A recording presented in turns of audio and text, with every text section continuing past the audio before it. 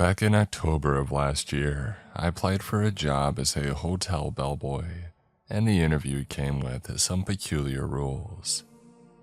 I had been laid off in August like many others, and this opening came up in passing during a conversation at the bar. I was camping on a college friend's couch at 22. We decided to meet his girlfriend to get out of the house and have a drink with her old sorority sisters. The term outdoor and 50% capacity had been stretched to its limit in Hoboken. The only real change since the pandemic was that nobody could sit at the bar, and they put less tables on the floor, meaning that seating was cramped. That's how I met Catherine. In the commotion, my group rushed to find seats with some friends that we already knew. Catherine had been talking to my friend Jill when everybody scrambled to make room for us, and she hesitated to move during the seating shuffle. When everyone was settled, my roommate had stolen Jill away to another table, and Catherine was trapped with us. Catherine was a pretty blonde girl with big brown eyes and definitely one of Jill's sorority sisters. While conversation kicked up for our group, Catherine was quiet, obviously feeling kind of awkward and excluded. I guess she only really knew Jill, so I struck up a conversation with her to be polite. Of course, there's a limited number of topics that near strangers are comfortable having with each other at first. Inevitably, I asked her what she did for a living. "Oh, I work at the Magnum," she said, as if I would know what that was. To be fair, most of my friends who had taken up business degrees and gotten jobs as analysts or some kind answered the question that same way. My biology major didn't lend itself to company names. When I asked, she explained that it was a luxury hotel in the city. "I thought that hotels weren't doing so well right now," I said. "It's the type of place with clients rich enough to rent out floors for 6 weeks at a time," Catherine explained. "We kind of don't worry about rotating traffic. It pays well, tips are pretty good too. Biggest problem is the short staff since, well, you know." The giant unemployment elephant in the room that all of us young workers refused to acknowledge hovered wordlessly between us. I spent the rest of the night talking to her about hockey, latching onto the fact that she was a Devils fan. I didn't really get desperate enough to consider a hotel service until a month later, when my already pathetic savings had dwindled to almost nothing, and none of my other prospects had panned out in my field. I was staring down my last can of tuna, and though Brian hadn't asked, I knew I should be paying rent or moving out by now.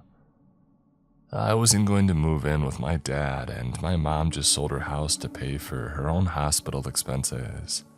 Money, any money would do. I decided to take a chance, and I texted Catherine, hoping she wouldn't be offended that this was the first time that I was reaching out to her since we had met. I got an automatic message back that I was texting a landline. I half assumed then that she gave me a fake number, one off from her cell or something.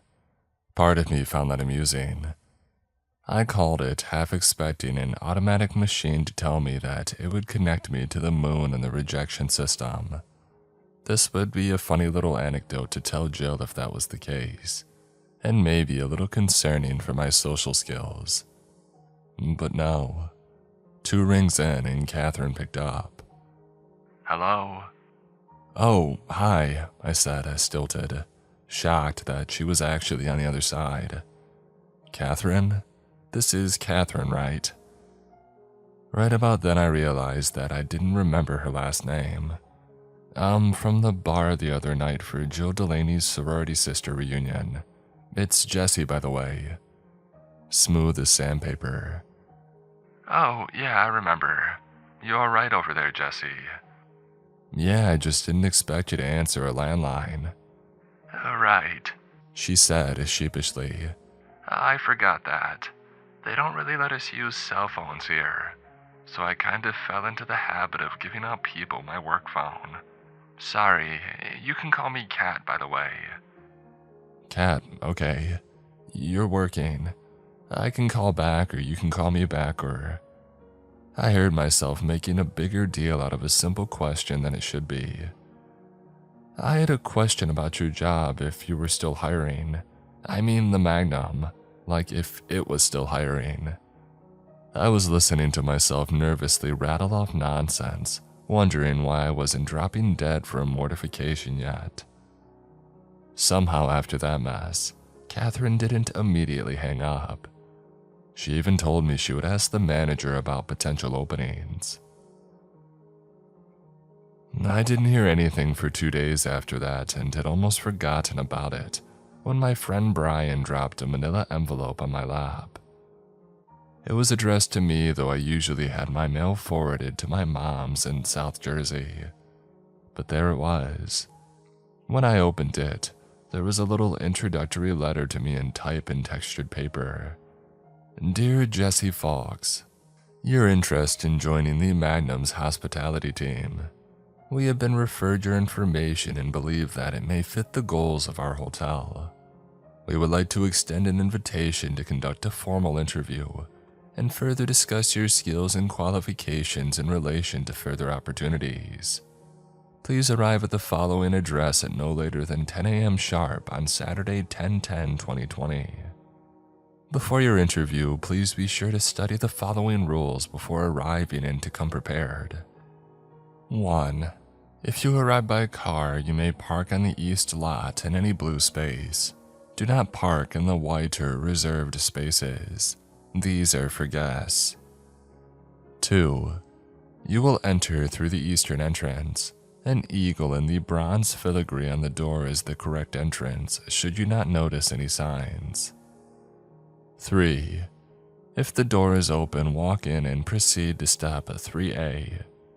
4. If the door is closed, walk around to the south side entrance marked with a decorative woman and proceed to step 3B. 5. Please bring a printed copy of your resume. If you arrive through the situation described in 2A, hotel staff will be there to greet you. Give the blonde attendant your coat and hat and other personal belongings, if you have either, and deposit any electronic devices on your person into the bin sitting on the accent table beside the mirror. If you've arrived through the situation described in 2B, you will be alone. Place your electronic devices likewise in a bin on the nearest accent table without a mirror in front of it. Leave your personal belongings including purses, handbags, backpacks, timekeeping devices, wallets, keys, papers, notebooks, books, pens, pencils, and hats on the chair beside the table. You may proceed with your coat. 6. Proceed to room 002N on the map provided. Please take the time to memorize both routes. You shall not be permitted to speak to staff or guests under any circumstances. Also, do not interact with the staff or diverge from the most direct route possible. 7. When arriving, knock twice. Enter when you hear 2 knocks and return. 8.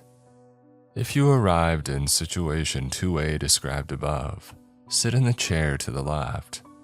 If you arrived in situation 2B described above, sit in the chair behind the desk of your interviewer. In the unlikely event that all chairs are filled, stand in the left-hand corner. In the unlikely event that there's only one chair, stand in the left-hand corner. 9. If it is only you and the interviewer, you will introduce yourself first with the following phrase.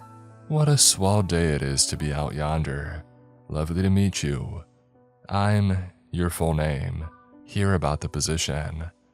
If you enter through the situation described in 2B, however, you may introduce yourself as you please.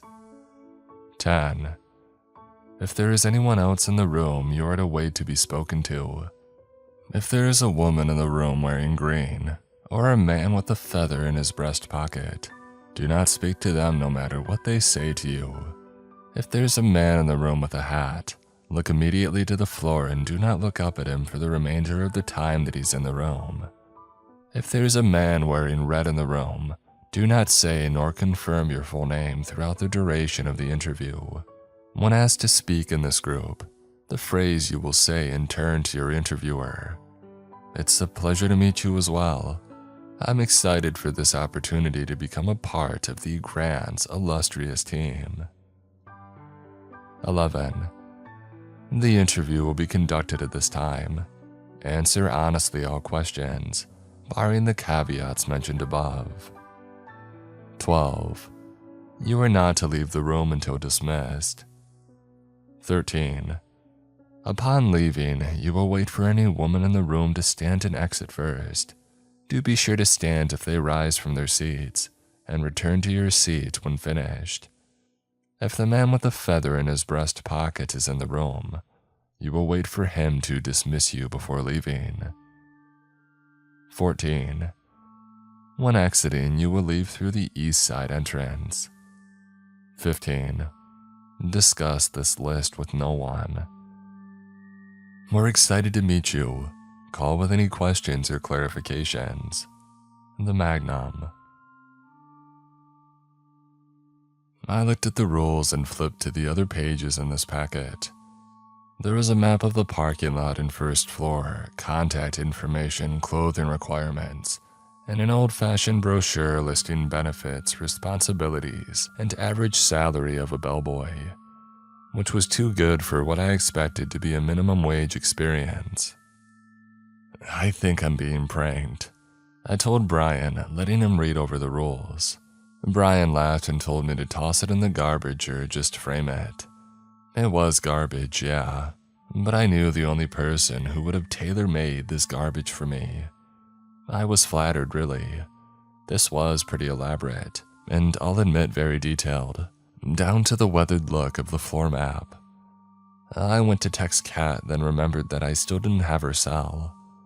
I called the landline instead to say thanks for the prank gift. I didn't send you anything, Kat said, sounding genuinely surprised. I thought it was funny, Kat. The rules list is kind of just dramatic, don't you think? Rules? Kat sounded confused over the phone and then laughed. Oh, right. I forgot how weird they are when you start this job. What? I didn't send you anything, Kat said again. All I did was mention you to my manager. Lied a bit and said that you had some experience in hospitality. It's not like this job is demanding. He asked for your name and address, and I know you live with Jill's boyfriend, so easy enough. Your name is Jesse Fox, right? Yeah. Me sent you a package, right? Lots of weird rules. If it is only you and the interviewer, you'll introduce yourself first with the following phrase. What a swell day it is to be out yonder, I read dramatically. Yep, Kat said, laughing a little. You are actually supposed to follow them. Seriously? I'm not going to remember all this trash, I said, not without a checklist or something. Hold on. Kat hung up and she didn't call back in a few minutes. She didn't call back until the next day. Hey Jesse, Kat said. So I asked around and I was right. You don't have to worry, it's always the same. The rules are overcomplicated. If you want, I can go over them with you, but essentially, you're supposed to follow the 2B rule set. That's it? Yeah. I felt the biggest weight lift off my chest then, thinking of having an income again. If these people wanted me to sing and tap dance, then I would learn the choreography, that's fine. At the end of the day, I would have the job and it's easier to hire somebody than fire them. If this was all just a complicated hazing, then fine. I asked Kat exactly what lines I had to know for my play act of an interview. She started listing them off casually, but then sort of petered off. If you don't think you'll have it by Saturday, Kat said a little hesitantly, I can come over and help you go over it. I grimaced. She was inviting herself over. And Kat seemed sweet and I wanted to think of it as a kind gesture, but this felt a little too above and beyond. I held the phone to my chest, panicking, looking for Brian to hiss my concerns at, but he was off at the gym. Suggest somewhere public, I thought to myself. How about we talk it over at like the park instead? Tomorrow. When do you get off work? I'm off at 6 tomorrow, actually. It'd be dark by then. There's a coffee house nearby. We could meet at the Green. She agreed, and I hung up feeling pretty good about relocating it to somewhere impersonal. Brian laughed at me when I told him later, and I realized I probably made it sound more like a date. Crap. The not date review of the rules was actually not as bad as I thought it would be. Kat seemed truly eager to get down to business, reviewing what to do and when. She kept the list in her hand and made me recite each step. We ignored all the caveats and kept to the bare necessities of the path she and the other employees went through. And after you leave your stuff in the bin, but the jacket I can take, I chime in. When you get inside the room and sit in the back chair, you'll say, "It's a pleasure to meet you as well. I'm excited for this opportunity to become a part of the Grand's illustrious BS team." Catherine smiled wide, observing me with wide brown eyes. "You're hired," she teased. I felt pretty alright about Saturday. The attire required was another hurdle, but not as bad as the others. Black pants, a black shirt with a collar, black shoes, a red tie. I had some slacks from my graduation and borrowed the shirt from Brian. Jill and I found a tie for $1 at a thrift store. I took the subway into the city and made it to the Magnum at sometime around 9:50. As Kat had promised, the east entrance was closed, which meant that I was going around to the south side. The building itself looked like any other hotel that I had seen in the city. Tall stone structures with filigree and crests that added some extra air of importance to these structures' existence. To add to that, it was right across from the park, but only 4 blocks from a Chipotle. Nothing in the city is about being neighbors with convenient fast food. Before I even got inside, however, everything kind of went sideways. The east side entrance was closed as it was supposed to be, but so was the south side door. The filigree of a woman stared back at me, refusing to budge. This was the south side. This was the door that I was supposed to walk through. But I pulled on the handle and it didn't open. I knocked and waited. No one came. I rushed immediately back to the east side door, half dreading that it was the open one. If that was the case, then I was screwed. I only knew the rules for the B scenarios. But when I tried that door, it was just as locked as the other. The heck? I walked around the street looking for another entrance, but I couldn't find one. It was soon 10:05 and I was wondering if something had gone wrong. So I did the only thing that I could think of and I called Kat. She answered quickly enough. "What do you mean the door's closed?" Kat snapped. "It's Saturday, isn't it?" "Yeah, it is. You're supposed to be here. I saw it on Robert's schedule. Hold on, I'm coming down. Just go to the east side of the building and walk past the door into the alley. There's an employee entrance there. I can let you in. Just wait there." She hung up on me and I practically sprinted back around the wide building. The alley that she was talking about was the odd back into an otherwise opulent building. The walls were flat and the dumpsters crowding both sides and half open, reeking with garbage. Even in the middle of morning, it was dark in that little crack of space. The door Kat mentioned was a bland, gray door that looked severe and functional, completely detached from the gaudy facade that decorated the front. I paced up and down the chipped asphalt, dodging the glass chips and piles of crates. Then the door opened and I turned at attention. But it wasn't Kat at the door. "What are you doing back here, kid? You lost?" a man asked. He wore a trim red and black uniform and a little name tag that said Eddie. Instinctively, I would have answered no and babbled about being here for an interview, but I knew that I wasn't supposed to be back here. This was off the interview script, and if this was my only entrance, I couldn't be shooed away from it. I'm the new guy. Rob told me to come in this way today, I said, boldly dropping the name that I heard Kat use. But I made an awkward gesture toward the door, trying to convey going through and hoping vague complications seemed like an understandable enough barrier. Oh, he said, seeming to think that my uncertainty was warranted. His thin lips pressed together tight and he gave me an odd kind of look. He may have wanted to say something, but instead quickly shouldered a large garbage bag that had been laid at his feet behind him and held the door open for me. Go on in then. He's got an interview or something today, so you can wait for him in the break room, 15E. I took the door from him and held it open and turned so that he could take the garbage. Thanks. Eddie nodded. His bag was dripping garbage slime, which is never pleasant, but he didn't seem bothered to have it hauled over his shoulder. When he walked it past me, there wasn't the lingering smell of garbage, but there was something like iron. He walked on and I walked into the hotel, the door closing behind me. I looked down at the polished floor and there were stains where the garbage bag had been. They were a little ruddy red-brown, like the kind you would see on a counter or a cutting board after cutting up a steak. Expired meat, I thought to myself. I realized Eddie wouldn't take long to throw out the trash and I had to be out of sight by the time he arrived to not get caught.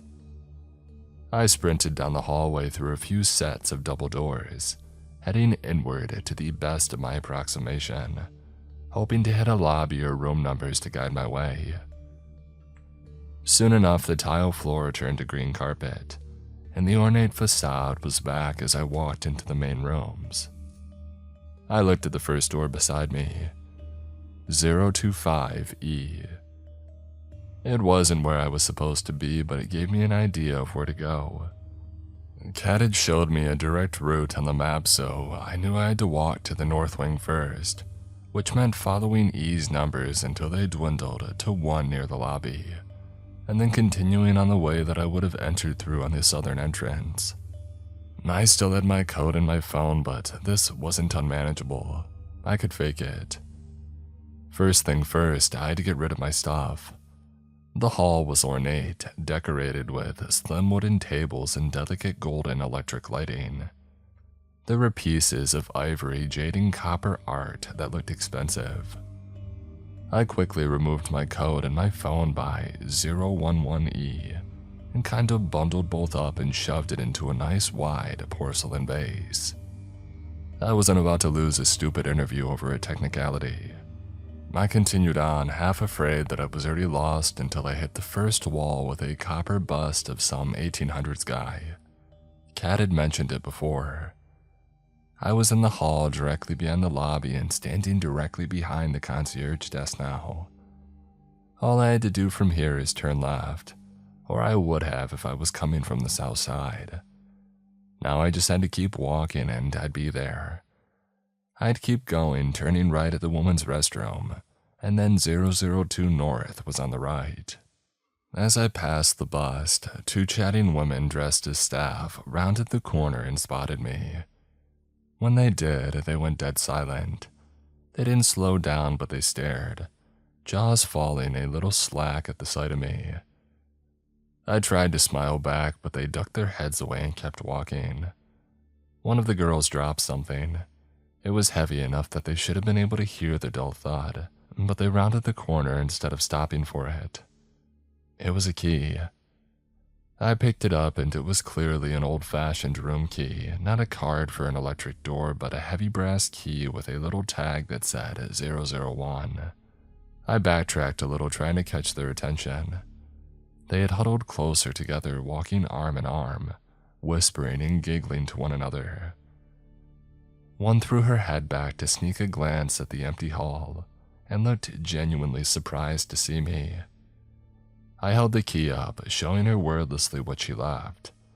She nodded and tossed her head to the side as if saying, "Get going." But She raised her hand to her lips and turned her back to me, breaking into a run, arm in arm with her friend. I turned the key over in my hands. This was the part of the hall that I was supposed to walk into. The instructions said I wasn't supposed to talk to staff. Maybe she knew that. Maybe she was one of Kat's friends and was helping me out. Should I have left the key on the ground? Was this a part of the weird hazing? I half debated just leaving it on the floor, but it was in my hand anyway. I would turn it into the guy at my interview and tell him what had happened. Maybe that was the point of it. Finally, I found room 002N was where Kat had said it would be, the second to last door in a dead-end hallway. The last door, 001, was propped open, slightly ajar.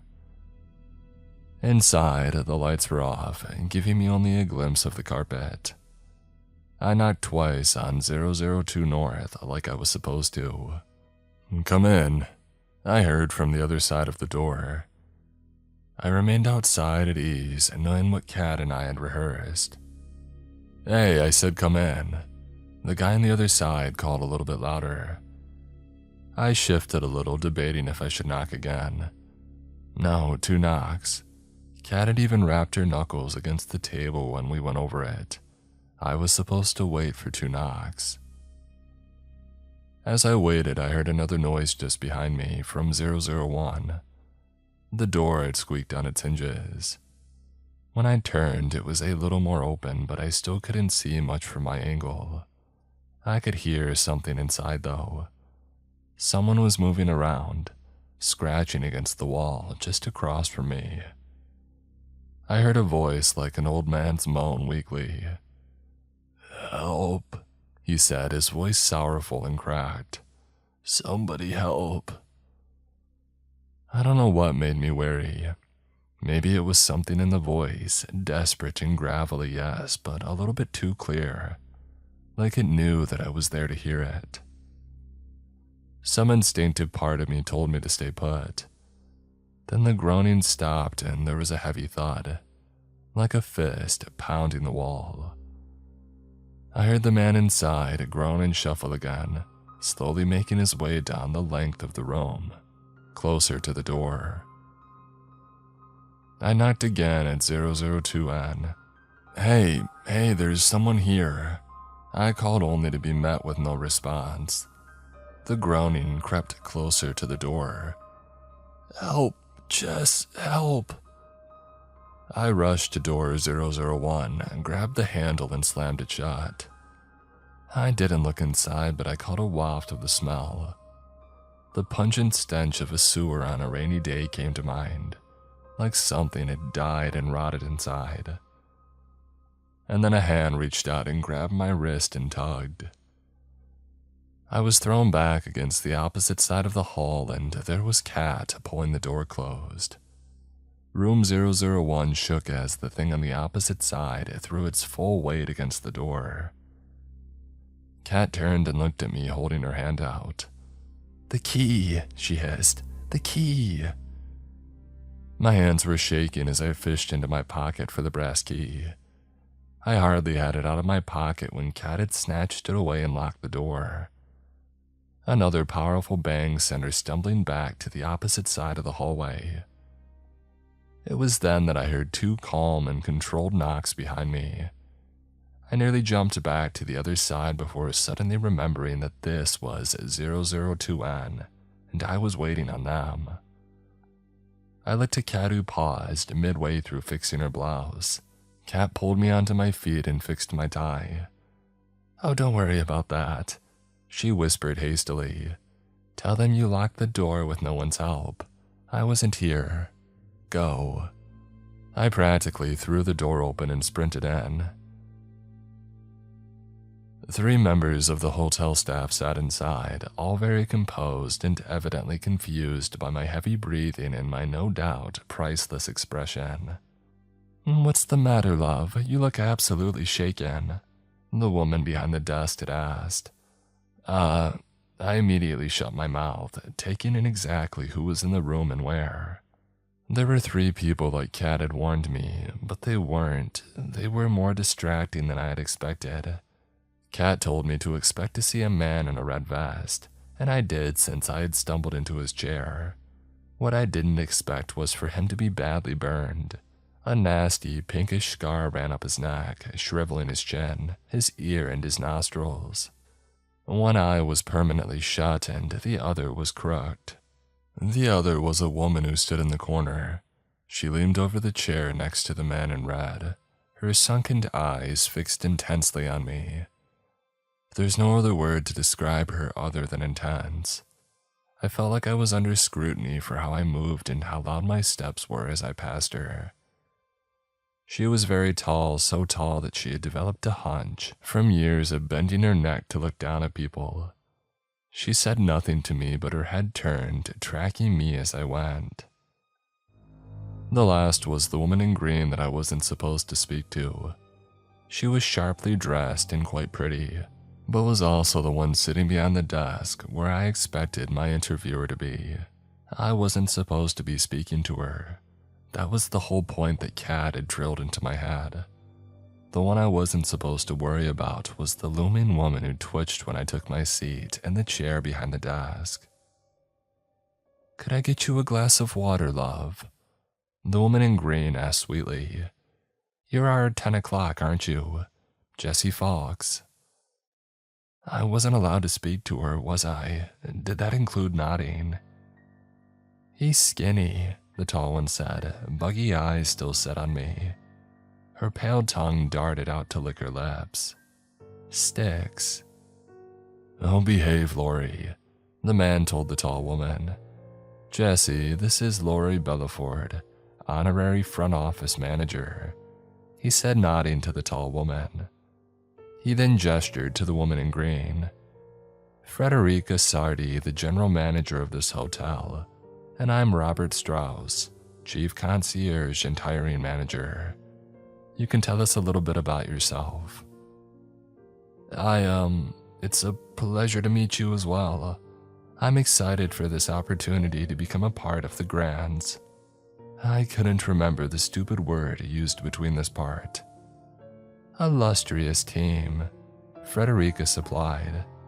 "Close enough, I'd say." The 3 of them chuckled a little.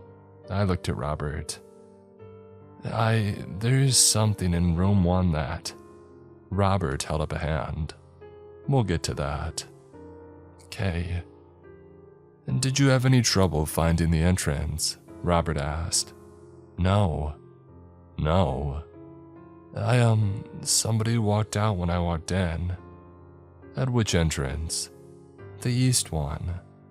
"Strange, I was sure that both were locked," Robert said, looking dead on at me.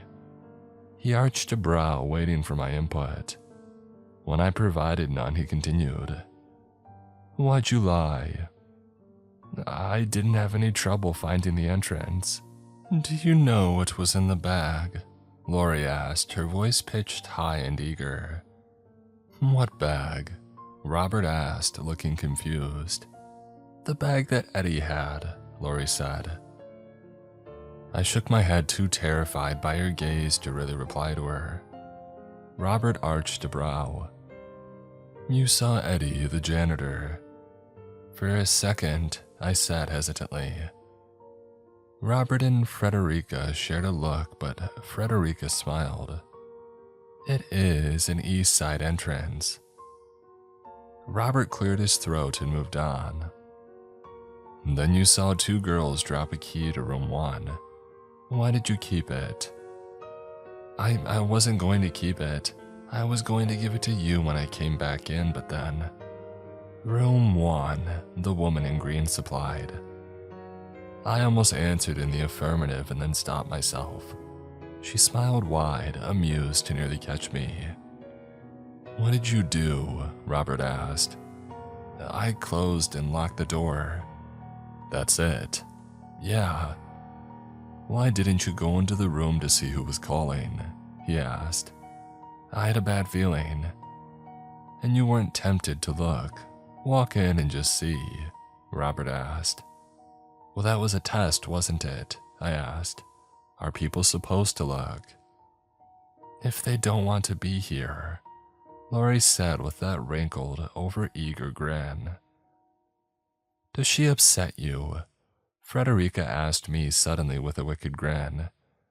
As she did, Lori's wrinkled face curled into a frown, and her eyes were still menacing, facing me. I wanted to protest, but I'm not supposed to speak to her. I started weighing how much I cared about the rules in a place already as twisted as this. She does, doesn't she? Frederica taunted. You hear that, Lori? He thinks that you're disgusting. Lori stomped forward and suddenly was looming over me, and I had nowhere to go but to the back of my chair as buggy eyes glared further and further down into me. And then Robert cleared his throat. That'll be enough, thank you. Lori and Frederica stood, and I stood as well as they both made their exits. I looked to Robert then. What kind of place is this? One that requires discretion, a good sense of memory and improvising. I think you'll be a good fit here, Robert said, standing and walking over to the desk. He unlocked a cabinet drawer and pulled out some papers. He then drew a handkerchief and reached up, pulling up a piece of the skin at the top of his forehead. I nearly leapt out of my seat as he started peeling the skin back. Holy. Robert kept pulling until half his face had been removed, but there was no fleshy muscle beneath, just a regular half of a face. It was makeup, burn makeup. Excuse me a moment. The prosthetics itch, but I would like to make you an offer to sign on with us. It was all makeup? I snap. Part of the interview. The bag that Eddie carried was meant to be suspicious, and Joe gets a kick out of scaring the new guys in room 1. See, like I said, this is a job that's unpredictable, and we look for a certain personality type. We try to learn it as quickly as possible. Robert wiped off the rest of the makeup with his handkerchief and looked like a normal man in his mid-40s. Most people break with Lori or forget the rules with Freddie. I looked dumbfounded from the door to him. That's it? That's the interview? Yes. Don't you want to ask me questions? I've learned about everything I need to know from you. The fact that you were able to find us and sent a letter of inquiry to us at all as a start to let me know that you know what kind of place this is. Following the rules and your reaction to our surprises for you tells me everything else that I need to know. What kind of place do you work that you need me to know how I would react to a bloody bag and a guy moaning from another room? Robert straightened and smiled as if that was a question with the most obvious answer. We're a luxury hotel. Half our job is going about as if it's business as usual, but it's not. There's a lot of protocol to follow, and it requires you to know what to do in a lot of situations. Did you have anybody help you with the rules? No, I say as I rehearsed. I wasn't supposed to show them to anyone else. Also, an extreme part of this test. Good, Robert said. If you can't memorize and follow those instructions in the time that we gave you, then you wouldn't be able to handle this job. But you were a natural, but you still have enough independence that you're not completely lacking in critical thought. You'll do well here. Listen, after all this, I don't even know if I want this job. Robert didn't say anything, just showed me the starting salary. This was the walk through fire, but I can guarantee that if you sign on with us, so long as you stick to the rules, you'll be fine. The money was good, really good. The first set of rules wasn't so bad. If this was some weird idea of promoting discretion, then fine. Joe and Eddie were a setup. I could keep my mouth shut. If they'd let me in and all I had to do was learn a routine, then fine. So I took the job. It was better than anything I would get in a lab, and in that moment, things had gone from terrifying to completely lax. I signed a contract there and went home with a set of rules, a schedule, and a signing bonus. I was giddy, waving my check in Brian's face. Jill came by later, and I wholeheartedly thanked her too. Jill, I'm so glad you keep good friends, I said as I tore into the new list of rules. What do you mean? Catherine. Who? Catherine. I still couldn't remember her last name. Your sorority sister. You were sitting with her at your reunion before we had arrived. Oh, Jill nodded. I turned back to my employee contract and pulled out the new list of rules, flipping to the first page. You mean that blonde girl? Jill asked. I only met her that night. I thought she was a friend of yours. Rule 1. Never speak to Catherine. Never give her your name. Well, crap.